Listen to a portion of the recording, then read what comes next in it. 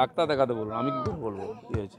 দাদা, কাল রাত্রিবেলা নাকি শুভেন্দু অধিকারীর সঙ্গে বিজেপির কোনো নেতা এবং এমপি যোগাযোগ করেছেন, এটা কোনো আমার জানা নেই দাদা, আমি কারোর সঙ্গে যোগাযোগ করি না, আর আমার সঙ্গে কেউ করেনি। আর কিছু জঙ্গলমহলে মুখ্যমন্ত্রী এবং অজিত চৌধুরী সভা করতে যাচ্ছেন, তা আপনারা জঙ্গলমহলে কি ভাবছেন? জঙ্গলমহল বিজেপির সঙ্গে আছে, সভা টভা করে আসুন, আপত্তি নেই। আর ফালতু ওখানে ইনভেস্ট করছেন কেন?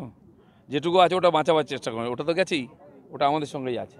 আপনি আলু পেঁয়াজের কথা বলছিলেন, এদিকে গ্যাসের দাম 50 টাকা বেড়ে গেল পার সিলিন্ডারে, এই অবস্থায় না, একবার বেড়েছে আবার কমেছে, আপ ডাউন হতে থাকে।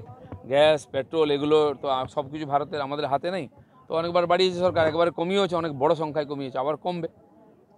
আচ্ছা, আমফান নিয়ে হাইকোর্ট কে দায়িত্ব দিয়েছে? হয়ে গেছে। আমরা চাই আমফানের যে দুর্নীতি হয়েছে এটা প্রকাশ্যে আসুক। শুধু তাই নয়, করোনা মহামারীতে যে কেনাকাটা করেছে এখানকার সরকার হাজার হাজার কোটি টাকার, তারও তদন্ত হওয়া উচিত, কারণ ওখানে খুব বড় একটা দুর্নীতি হয়েছে। জল্পনা হচ্ছে, আপনার কাছে কিছু খবর? না।